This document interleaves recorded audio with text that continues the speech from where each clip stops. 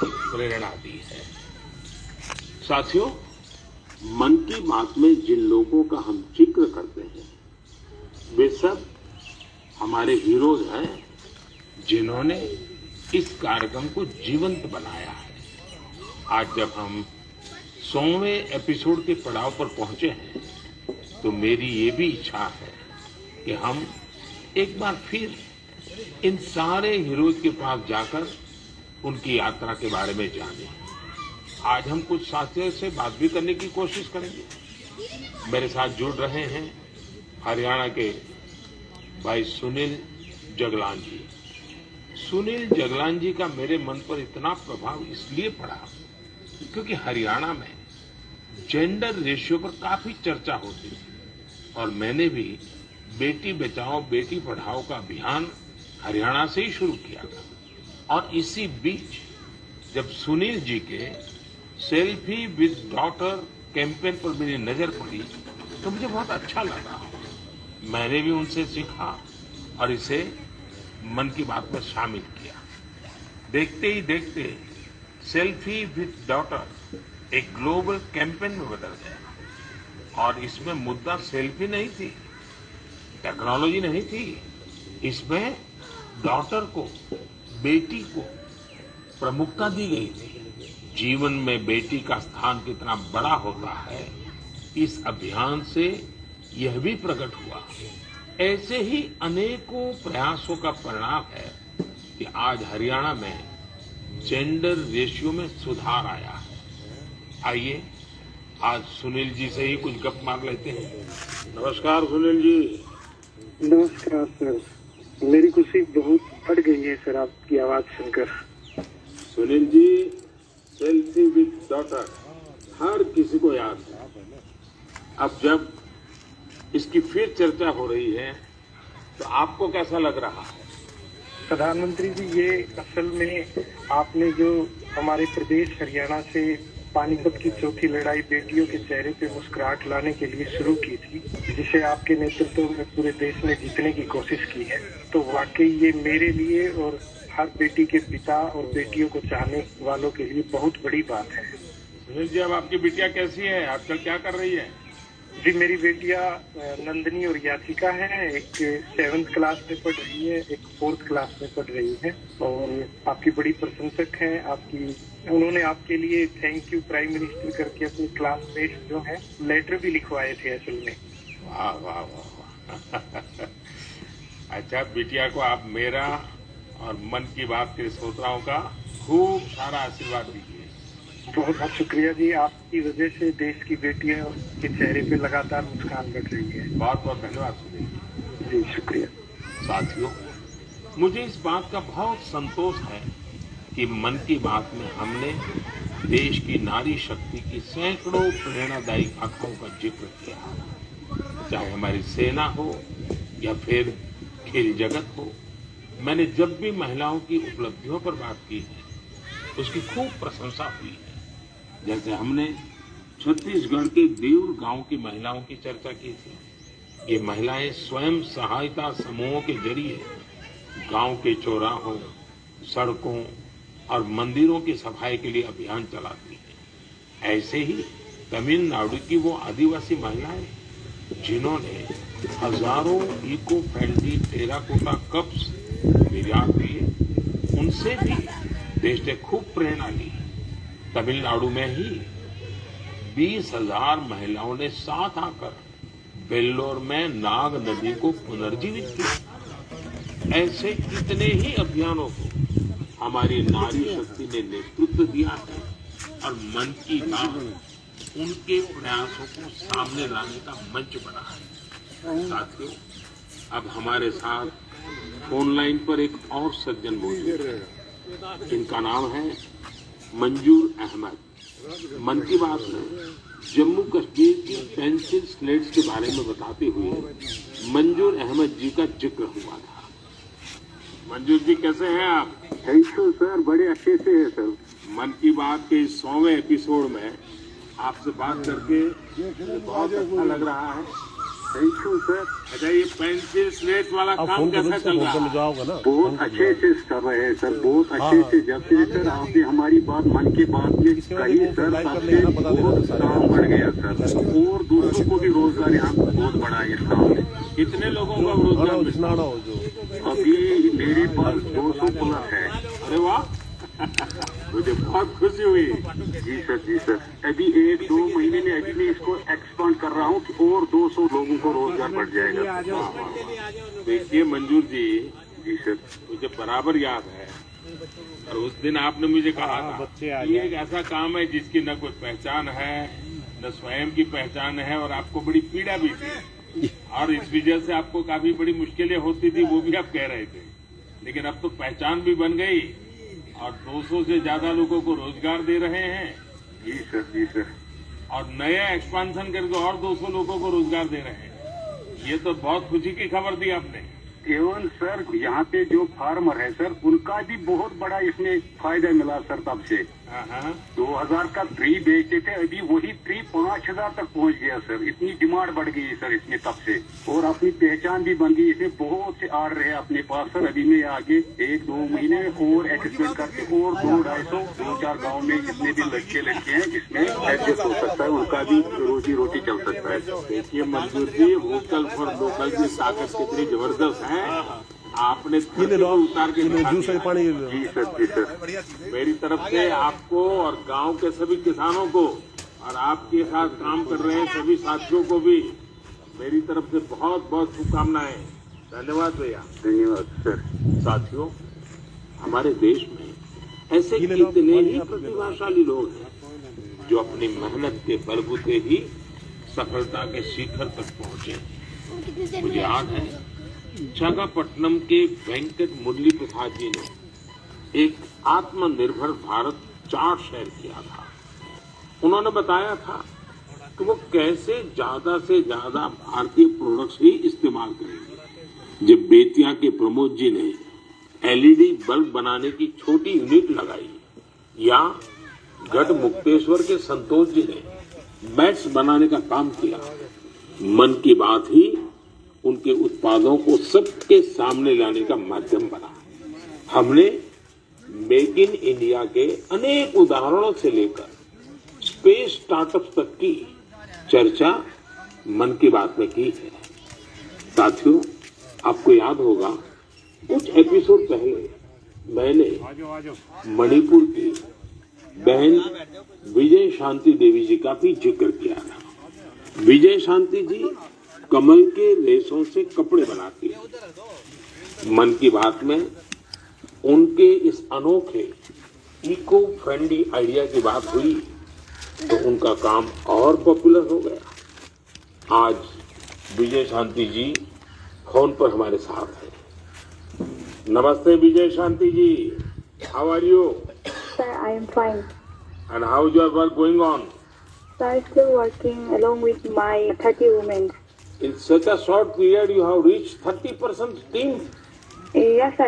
This year also more expand with 100 women in my area. So your target is 100 women. Yeah, 100 women. And now people are familiar with this lotus stem fiber. Yes, sir. Everyone know from Man Ki Baat program all over India. So now it's very popular. Yes, sir. From Prime Minister Man Ki Baat program, everyone knows about the lotus fiber. So now you got the market also. Yes, sir. I have got a market from USA also. They want to buy in bulk, in large quantities. But I want to give from this year to send the US also. So now you are exporter. Yes, sir. From this year, I export our product made in India, lotus fiber. So when I say vocal for local, and now local for global. Yes, sir. I want to reach my product all over the globe of our world. So congratulations and wish you best luck. Thank you, sir. Thank you. Thank you, Vijay Shanti. Thank you, sir. साथियों, मन की बात की एक और विशेषता रही है। मन की बात के जरिए कितने ही जन आंदोलन ने जन्म भी लिया है और गति भी पकड़ी है। जैसे हमारे खिलौने हमारी टॉय इंडस्ट्री को फिर से स्थापित करने का मिशन मन की बात से ही तो शुरू हुआ था। भारतीय नस्ल के श्वान, हमारे देशी डॉग्स, उसको लेकर जागरूकता बढ़ाने की शुरुआत भी तो मन की बात से ही की थी। हमने एक और मुहिम शुरू की थी कि हम गरीब छोटे दुकानदारों से मोलभाव नहीं करेंगे, झगड़ा नहीं करेंगे। जब हर घर तिरंगा मुहिम शुरू हुई तब भी मन की बात ने देशवासियों को इस संकल्प से जोड़ने में खूब भूमिका निभाई। ऐसे हर उदाहरण समाज में बदलाव का कारण बने हैं। समाज को प्रेरित करने का ऐसे ही बीड़ा प्रदीप सांगवान जी ने भी उठा रखा है। मन की बात में हमने प्रदीप सांगवान जी की हीलिंग हिमालयज अभियान की चर्चा की थी। वो फोन लाइन पर हमारे साथ हैं। प्रदीप जी नमस्कार। सर जय हिंद। जय हिंद, जय हिंद भैया। कैसे हैं आप? सर बहुत बढ़िया, आपकी आवाज सुन के और भी अच्छी। आपने हिमालय को हील करने को सोची, हाँ जी सर। अभियान भी चलाया। आजकल आपका कैंपेन कैसा चल रहा है? सर बहुत अच्छा चल रहा है। 2020 से ऐसा मानिए कि जितना काम हम 5 साल में करते थे अब वो 1 साल में ही हो जाता है। अरे वाह। हाँ जी सर। शुरुआत बहुत नर्वस हुई थी, बहुत डर था इस बात को लेके कि जिंदगी भर ये कर पाएंगे नहीं कर पाएंगे, पर थोड़ा सपोर्ट मिला और 2020 तक हम बहुत स्ट्रगल भी कर रहे थे। ऑनेस्टली लोग बहुत कम जुड़ रहे थे, बहुत सारे ऐसे लोग थे जो कि सपोर्ट नहीं कर पा रहे थे, हमारी मुहिम को इतना तवज्जो भी नहीं दे रहे थे। बट 2020 के बाद जब मन की बात में जिक्र हुआ उसके बाद बहुत सारी चीजें बदल गई। मतलब पहले हम साल में 6-7 क्लीनिंग ड्राइव कर पाते थे, 10 क्लीनिंग ड्राइव कर पाते थे। आज की डेट में हम डेली बेसिस पे 5 टन कचरा इकट्ठा करते हैं अलग अलग लोकेशन पे। अरे वाह। मन की बात में जिक्र होने के बाद आप सर बिलीव करें मेरी बात को कि मैं ऑलमोस्ट गिव अप करने की स्टेज पे था एक टाइम पे, और उसके बाद फिर बहुत सारा बदलाव आया मेरे जीवन में और चीजें इतनी स्पीड अप हो गई कि जो चीजें हमने सोची नहीं थी। सो आई एम रियली थैंकफुल कि पता नहीं कैसे हमारे जैसे लोगों को आप ढूंढ लेते हैं, कौन इतनी दूर दराज एरिया में काम करता है, हिमालय के क्षेत्र में जाके बैठ के हम काम कर रहे हैं, सॉल्टिट्यूड पे काम कर रहे हैं, वहाँ पे आपने ढूंढा हमें, हमारे काम को दुनिया के सामने लेके आए। तो मेरे लिए बहुत इमोशनल मोमेंट था तब भी और आज भी कि मैं हमारे देश के जो प्रथम सेवक हैं उनसे मैं बातचीत कर पा रहा हूँ। मेरे लिए इससे बड़ी सौभाग्य की बात नहीं हो सकती। प्रदीप जी, आप तो हिमालय की चोटियों पर सच्चे अर्थ में साधना कर रहे हैं और मुझे पक्का विश्वास है अब आपका नाम सुनते ही लोगों को याद आ जाता है कि आप कैसे पहाड़ों की स्वच्छता अभियान में जुड़े हैं। हाँ जी सर। और जैसा आपने बताया कि अब तो बहुत बड़ी टीम बनती जा रही है और आप इतनी बड़ी मात्रा में डेली काम कर रहे हैं। हाँ जी सर। और मुझे पूरा विश्वास है कि आपके इन प्रयासों से, उसकी चर्चा से अब तो कितने ही पर्वतारोही स्वच्छता से जुड़े फोटो पोस्ट करने लगे हैं। हाँ जी सर, बहुत ये अच्छी बात है। आप जैसे साथियों के प्रयास के कारण waste is also a wealth, ये लोगों के दिमाग में अब स्थिर हो रहा है और पर्यावरण की भी रक्षा हो रही है और हिमालय का जो हमारा गर्व है उसको संभालना, संवारना वो सामान्य मानवी जुड़ रहा है। प्रदीप जी बहुत अच्छा लगा मुझे, बहुत बहुत धन्यवाद भैया। Thank you sir, thank you so much. जय हिंद। साथियों, आज देश में टूरिज्म बहुत तेजी से ग्रो कर रहा है। हमारे ये प्राकृतिक संसाधन हो, नदियां, पहाड़, तालाब या फिर हमारे तीर्थ स्थल हो, उन्हें साफ रखना बहुत जरूरी है। ये टूरिज्म इंडस्ट्री की बहुत मदद करेगा। पर्यटन में स्वच्छता के साथ साथ हमने इनक्रेडिबल इंडिया मूवमेंट की भी कई बार चर्चा की है। इस मूवमेंट से लोगों को पहली बार ऐसे कितनी जगहों के बारे में पता चला जो उनके आसपास ही थे। मैं हमेशा ही कहता हूं कि हमें विदेशों में टूरिज्म पर जाने से पहले हमारे देश के कम से कम 15 टूरिस्ट डेस्टिनेशन पर जरूर जाना चाहिए और यह डेस्टिनेशन जिस राज्य में आप रहते हैं वहां के नहीं होने चाहिए, आपके राज्य से बाहर किसी अन्य राज्य के होने चाहिए। ऐसे ही हमने स्वच्छ सियाचिन, सिंगल यूज प्लास्टिक और ई वेस्ट जैसे गंभीर विषयों पर भी लगातार बात की है। आज पूरी दुनिया पर्यावरण के जिस इशू को लेकर इतना परेशान है उसके समाधान में मन की बात का ये प्रयास बहुत अहम है। साथियों, मन की बात को लेकर मुझे इस बार एक और खास संदेश यूनेस्को की डीजी ऑड्रे अजौले का आया है। उन्होंने सभी देशवासियों को 100 एपिसोड की इस शानदार जर्नी के लिए शुभकामनाएं दी है। साथ ही उन्होंने कुछ सवाल भी पूछे हैं। आइए पहले यूनेस्को की डीजी के मन की बात सुनते हैं। Namaste, Excellency, dear Prime Minister. On behalf of UNESCO, I thank you for this opportunity to be part of the 100th episode of the Man Ki Baat radio broadcast.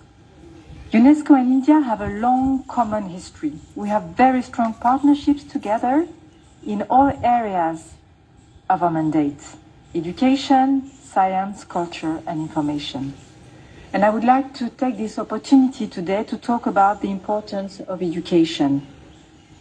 UNESCO is working with its member states to ensure that everyone in the world has access to quality education by 2030.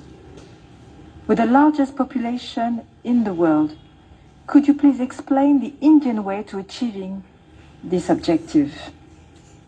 UNESCO also works to support culture and protect heritage, and India is chairing the G20 this year. World leaders will be coming to Delhi for this event. Excellency, how does India want to put culture and education at the top of the international agenda?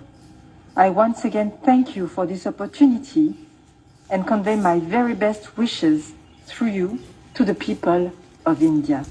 À bientôt. Merci beaucoup. Thank you, Excellency. I am happy to interact with you in the 100th Man Ki Baat program. I am also happy that you have raised the important issues of education and culture. साथियों, UNESCO की DG ने education और cultural preservation यानी शिक्षा और संस्कृति संरक्षण को लेकर भारत के प्रयासों के बारे में जानना चाहा है। ये दोनों ही विषय मन की बात के पसंदीदा विषय रहे हैं। बात शिक्षा की हो या संस्कृति की, उसके संरक्षण की बात हो या संवर्धन की, भारत की यह प्राचीन परंपरा रही है। इस दिशा में आज देश जो काम कर रहा है वो वाकई बहुत सराहनीय है।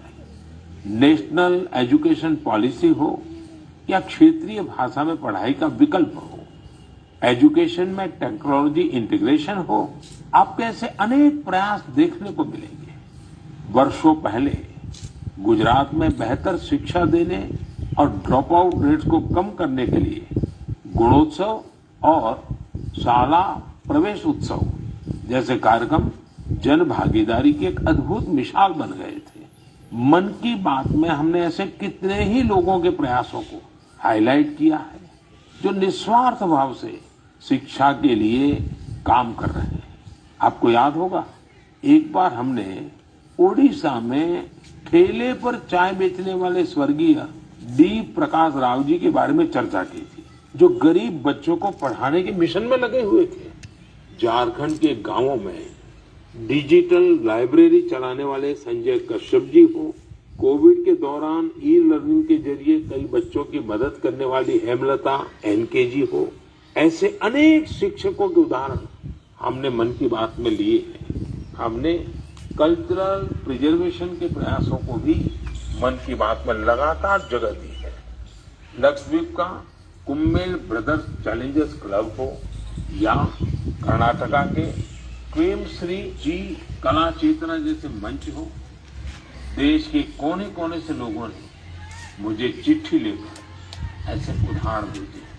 हमने उन 3 कॉम्पिटिशन्स को लेकर भी बात की थी जो देशभक्ति पर गीत, लोरी और रंगोली से जुड़े। आपको ध्यान होगा, एक बार हमने देश भर के स्टोरी टेलर्स से स्टोरी टेलिंग के माध्यम से शिक्षा की भारतीय विधाओं पर चर्चा की थी। मेरा अटूट विश्वास है कि सामूहिक प्रयास से बड़ा बदलाव लाया जा सकता है। इस साल हम जहां आजादी के अमृतकाल में आगे बढ़ रहे हैं, वहीं G20 की अध्यक्षता भी कर रहे हैं। यह भी एक वजह है कि एजुकेशन के साथ साथ डाइवर्स ग्लोबल कल्चर्स को समृद्ध करने के लिए हमारा संकल्प और मजबूत हुआ है। मेरे प्यारे देशवासियों, हमारे उपनिषदों का एक मंत्र सदियों से हमारे मानस को प्रेरणा देता आया है। चरैवेति चरैवेति चरैवेति, चलते रहो चलते रहो चलते रहो। आज हम इसी चरैवेति की भावना के साथ मन की बात का 100वां एपिसोड पूरा कर रहे हैं। भारत के सामाजिक ताने बाने को मजबूती देने में मन की बात किसी भी माला के धागे की चरैवेति, चलते रहो चलते रहो चलते रहो। आज हम इसी चरैवेति की भावना के साथ मन की बात का 100वां एपिसोड पूरा कर रहे हैं। भारत के सामाजिक ताने बाने को मजबूती देने में मन की बात किसी भी माला के धागे की तरह है जो हर मनके को जोड़े रखता है। हर एपिसोड में देशवासियों के सेवा और सामर्थ्य ने दूसरों को प्रेरणा दी है। इस कार्यक्रम में हर देशवासी दूसरे देशवासी की प्रेरणा बनता है। एक तरह से मन की बात का हर एपिसोड अगले एपिसोड के लिए जमीन तैयार करता है। मन की बात हमेशा सद्भावना, सेवा भावना और कर्तव्य भावना से ही आगे बढ़ा है। आजादी के अमृत काल में यही पॉजिटिविटी देश को आगे ले जाएगी, नई ऊंचाई पर ले जाएगी। और मुझे खुशी है कि मन की बात से जो शुरुआत हुई वो आज देश की नई परंपरा भी बन रही है। एक ऐसी परंपरा जिसमें हमें सबका प्रयास की भावना के दर्शन होते हैं। साथियों, मैं आज आकाशवाणी के साथियों को भी धन्यवाद दूंगा जो बहुत धैर्य के साथ इस पूरे कार्यक्रम को रिकॉर्ड करते हैं। वो ट्रांसलेटर्स जो बहुत ही कम समय में बहुत तेजी के साथ मन की बात का विभिन्न क्षेत्रीय भाषाओं में अनुवाद करते हैं, मैं उनका भी आभारी हूँ। मैं दूरदर्शन के और माय गॉव के साथियों को भी धन्यवाद देता हूँ। देश भर के टीवी चैनल, इलेक्ट्रॉनिक मीडिया के लोग जो मन की बात को बिना कॉमर्शियल ब्रेक के दिखाते हैं, उन सभी का मैं आभार व्यक्त करता हूँ। और आखिरी में मैं उनका भी आभार व्यक्त करूंगा जो मन की बात की कमान संभाले हुए हैं। भारत के लोग, भारत में आस्था रखने वाले लोग, ये सब कुछ आपकी प्रेरणा और ताकत से ही संभव हो पाया है। साथियों, वैसे तो मेरे मन में आज इतना कुछ कहने को है कि समय और शब्द दोनों कम पड़ रहे हैं, लेकिन मुझे विश्वास है कि आप सब मेरे भावों को समझेंगे, मेरी भावनाओं को समझेंगे। आपके परिवार के ही एक सदस्य के रूप में मन की बात के सहारे आपके बीच में रहा हूँ, आपके बीच में रहूंगा। अगले महीने हम एक बार फिर मिलेंगे, फिर से नए विषयों और नई जानकारियों के साथ देशवासियों की सफलताओं को सेलिब्रेट करेंगे। तब तक के लिए मुझे विदा दीजिए और अपना और अपनों का खूब ख्याल रखिए। बहुत बहुत धन्यवाद। नमस्कार।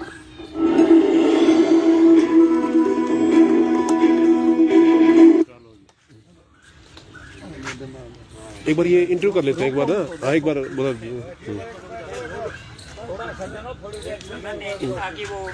आगे भी है। अभी कौन, एक बार आप शुरुआत करिए, एक बार आप ना, आप आ जाइए। एक बार मैं सभी को नमस्कार। मैं संदीप भारती। अभी हम सेक्टर 24 के एक पार्क में थे और यहाँ मोदी जी का जो कार्यक्रम था मन की बात, तो उसका 100वां एपिसोड का लाइव प्रसारण हुआ था। तो यहाँ जो निवासी आए हुए हैं, तो एक बार उनसे भी पूछ लेते हैं उनकी राय के बारे में, जो 100वां एपिसोड था। नमस्कार जी। तो हाँ, तो मोदी जी का जो कार्यक्रम है मन की बात, इसका आज 100वां एपिसोड था। तो इसके बारे में आप क्या कहना चाहेंगे? जी, मैं इस कार्यक्रम के माध्यम से जो हमारे युवा साथी संदीप जी ने इसको रखा है और सभी साथियों को यहाँ पे एकत्रित किया है, ये एक बहुत ही सराहनीय प्रयास है, क्योंकि सेक्टर 24 को देश के अंदर एक इम्पोर्टेंट प्लेस के अंदर लाना या मुख्य धारा से जोड़ने में भी इन विचारों को काफ़ी सराहनीय प्रयास है। यहाँ पर जितने भी सज्जन उपस्थित हैं, मैं जहाँ तक देख पा रहा हूँ, सभी की आयु करीबन सीनियर सिटीजन है, यानी इन्होंने अपने जीवन के 60 या 70 जो भी जीवन के वर्ष हैं, सभी भारत के अंदर में, और करीबन उन सभी का जो जीवन है हमारे प्रधानमंत्री नरेंद्र मोदी जी के समकक्ष ही रहा होगा। इन्होंने भी भारत के अंदर उन्हीं समस्याओं को देखा है, उन्हीं समस्याओं से जूझा है, उन्हीं से पार पा के अपने जीवन में इस स्थान पे पहुंचे हैं। तो मैं ज़्यादा समय ना लेता हुआ कुछ लोगों से और भी इन्वॉल्व करने की कोशिश करूंगा।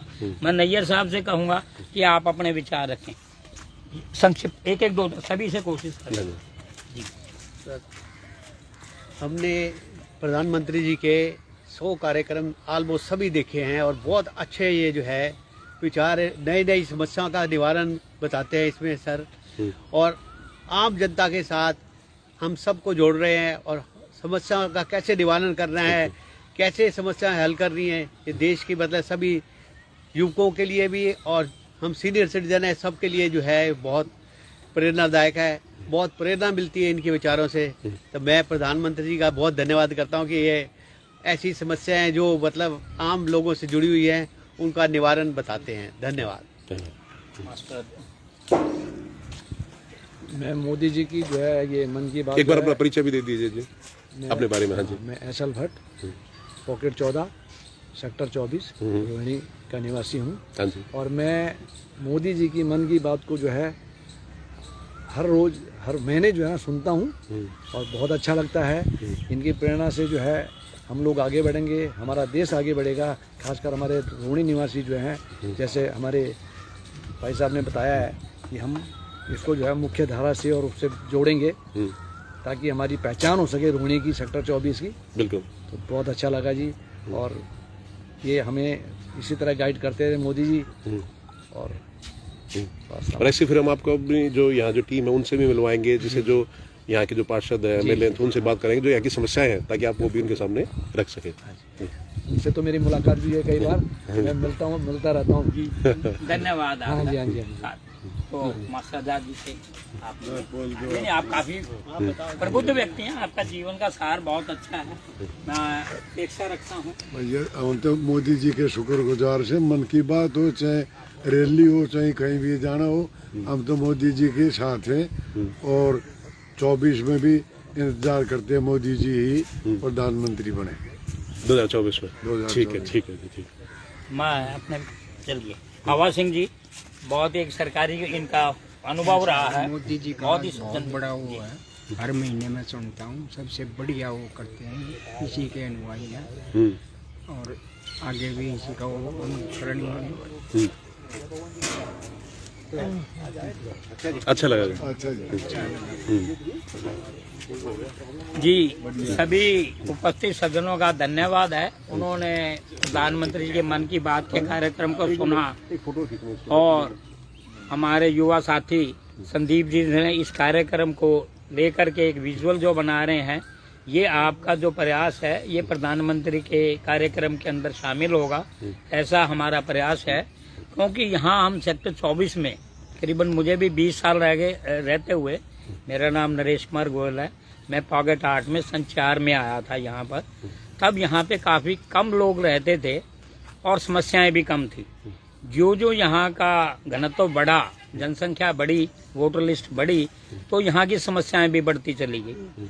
जैसे उनमें मेन बिजली की समस्या थी, पानी की समस्या थी और बाद में पार्कों की डेवलपमेंट की समस्या थी, और अभी जो रिसेंट में जो आ रहा है वो एक गंदगी की भी समस्या है। जिसे उसके लिए पॉल्यूशन फिर के ऐसा माध्यम करेंगे से एक या अलग से, प्लास्टिक। हाँ, एक अलग से कार्यक्रम कर लेंगे तो ठीक सारी है। सब समस्याएं रखना। तो ये जो तो इसीलिए, समस्याएं हैं हाँ। इनकी हल करने में यहाँ पे नित्य कई कार्यक्रम होते रहते हैं। आज सुबह भी एक योग संस्थान का भी कार्यक्रम हुआ। इस पार्क के अंदर में सेंट्रल कार्यक्रम जितने भी हैं यहीं से होते रहे हैं। यहीं पे और भी कई महत्वपूर्ण चर्चाएं भी हुई हैं और आगे भी होती रहेंगी। और मैं ऐसा आशा करता हूं कि भाई संदीप जी के प्रयास से और यहाँ के जितने भी निवासी हैं इन सभी के सहयोग से और ये हमारा जो सेक्टर है देश के अंदर अग्रणी स्थान प्राप्त करने में सक्षम होगा, सफल होगा। ऐसी मेरी शुभकामनाएं। सभी के लिए धन्यवाद। जी भाई धनखड़ भाई, फिर आप बाबू जी राणा साहब। नहीं आप भी अब धीरे धीरे आपको इनिशिएट तो करना ही है। आइए सर, भाई साहब आप नहीं तो भाई साहब तो आप तो करो। राणा जी आपकी अब्दुल्ला मैं देता हूँ, मैं करूँगा। मैं भाई जैसे राणा जी से अपेक्षा करता हूँ। नहीं हमें तो कोई नहीं। और तो ये जो कार्यक्रम था मोदी जी का मन की बात, तो उसी के लिए हम 2-4 बातें रखिए। हमने जो निवासियों से बात करी आपकी जो कार्यक्रम था, तो कभी भी जिन भी लोगों ने किया उन सभी का भी धन्यवाद, क्योंकि आगे यही लोग हमारे साथ चल के इस सेक्टर को आगे बढ़ाने में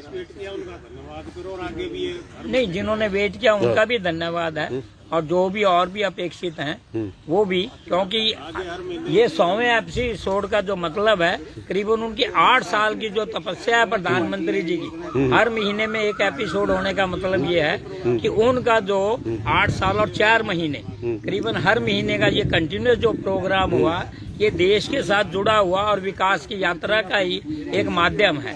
और उसका ये 100वां संस्करण हम सबको भी प्रेरणा देता है कि हम लोगों ने भी अपने जीवन में कुछ न कुछ ऐसा कर्म करें जिससे कि हम लोग अपने को भी अपने राष्ट्र के अच्छे कार्यक्रमों के साथ जोड़ सकें। धन्यवाद, नमस्कार। आप अपने सभी का धन्यवाद हमसे जुड़ने के लिए। तो ये जो मोदी जी का जो कार्यक्रम था मन की बात, उसका जो 100वां एपिसोड था, तो हमने सेक्टर 24 रोहिणी के पार्क से आपको लाइव दिखाया और यहाँ निवासियों की हमने बात आपके सामने रखी। और आगे भी आपसे जुड़ते रहेंगे अपने जो चैनल एसपी लाइव के माध्यम से, और आगे जो समस्याएं हैं, जो लोगों की जो सुझाव हैं, वो सब आपके सामने लेके आएंगे। फिर से आप सभी के जुड़ने के लिए बहुत बहुत धन्यवाद। जय हिंद, जय भारत।